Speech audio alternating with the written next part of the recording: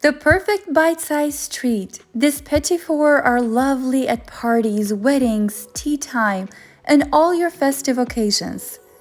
A soft cake with raspberry jam and buttercream layered in between and topped with a white chocolate coating. These Petit fours are so delightful. I'm going to share with you all the secrets of making these perfect dainty desserts. If you enjoyed this video, give me a thumbs up and consider subscribing for more delicious recipes and wonderful hosting ideas. Let's go ahead and get started. Preheat the oven to 350 degrees Fahrenheit. In a medium bowl, add 3 cups of all-purpose flour, 1.5 teaspoons of baking powder, and half a teaspoon of salt. Mix to combine and set it aside. For this recipe, we will use 3 sticks of room temperature softened butter. I'm using unsalted butter, so if you use salted butter, make sure to reduce the amount of added salt in the recipe. Add 1 package of cream cheese, and be sure to have your cream cheese at room temperature as well. The cream cheese helps keep the cake moist. Cream them together for roughly 2 to 3 minutes. Add 1.5 cups of sugar and then mix on high until light and fluffy, scraping down the bowl as needed.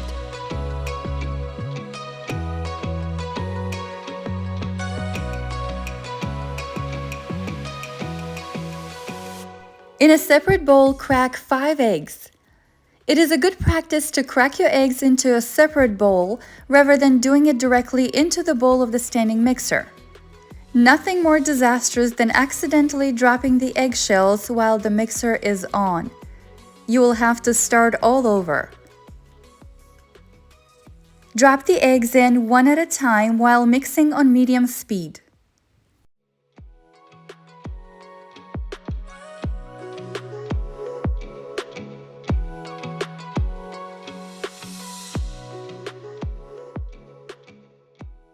Mix in 1 tablespoon of vanilla extract, and I'm using my homemade one, which adds instant depth of flavor and complexity to the cake.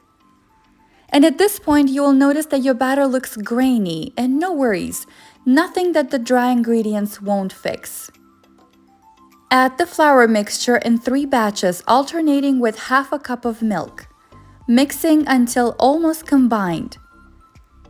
When you alternate adding the wet and dry ingredients into the creamed butter, it ensures that the batter can be mixed evenly without accidentally overmixing it.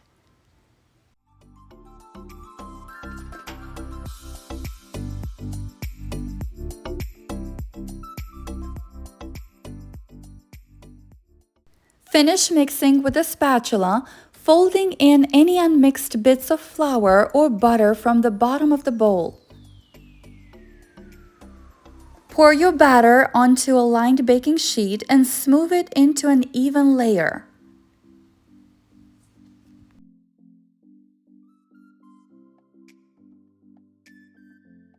Tap the pan on the counter a few times to release any large air bubbles, and bake at 350 degrees Fahrenheit for 25 to 30 minutes or until the center is springy to the touch.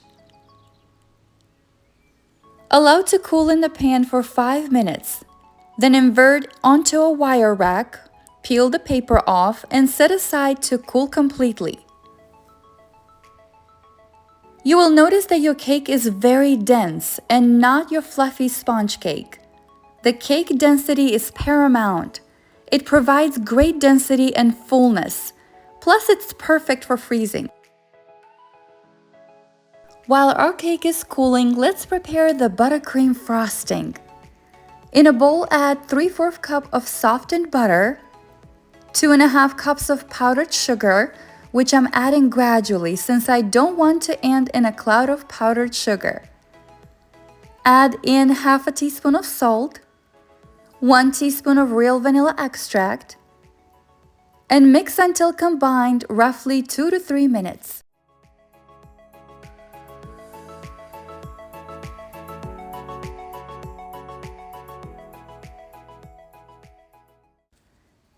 Add 2 tablespoons of cream, continuing mixing until smooth, fluffy, and light in color.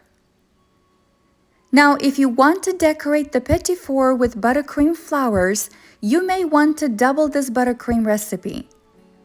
Once the cake has cooled, cut the cake into 2 rectangles, and then cut each down the middle with a serrated knife.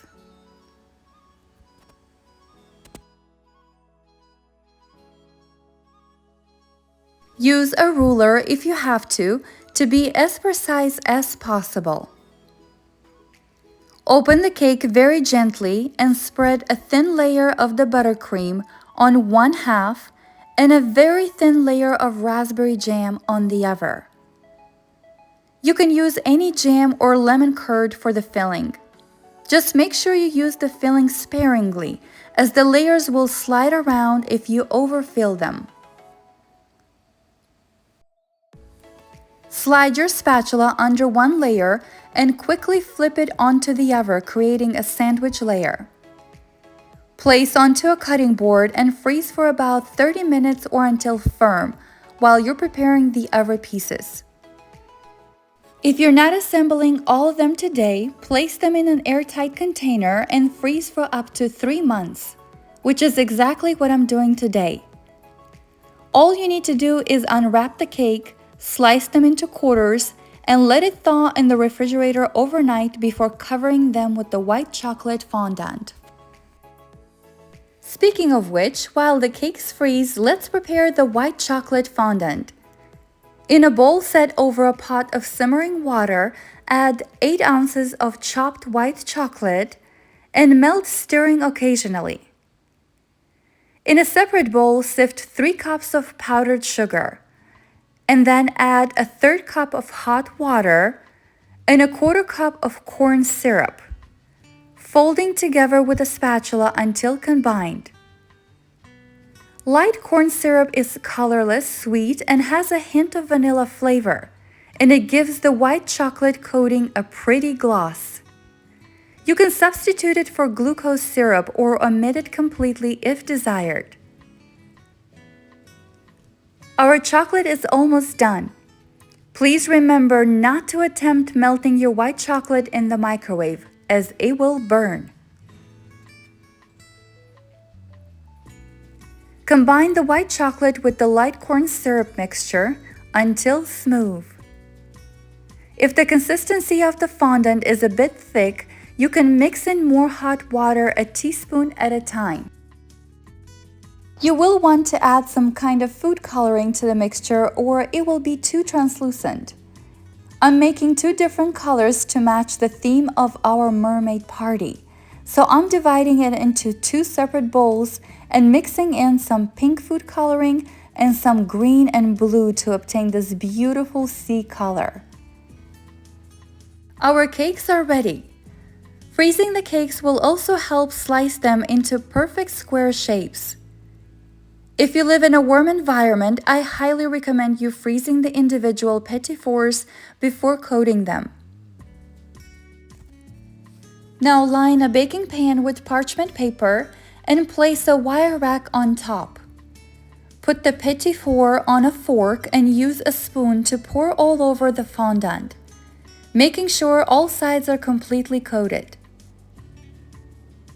Place them carefully back onto the wire rack to drip any excess while you're working on the other ones. If your fondant is setting and becomes a little too hard to work with, you can reheat it as needed on top of a double boiler or microwave for a few seconds until it has a pourable consistency. When you are done coating all Petit Fours, place them in the fridge to set and cool. I left mine overnight and they were perfect the next day. You can store them in an airtight container for up to 1 week.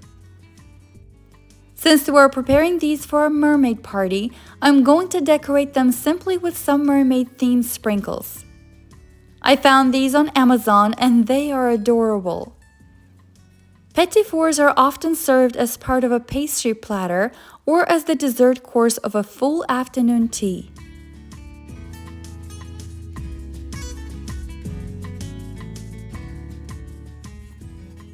You will find petit fours at your local bakeries for $4 to $5 a piece. And for a good reason. These are a true labor of love. Such a work of art and so beautiful. And always best when it's homemade and baked for the ones you love. Enjoy. And definitely stay tuned for our next mermaid tea party video.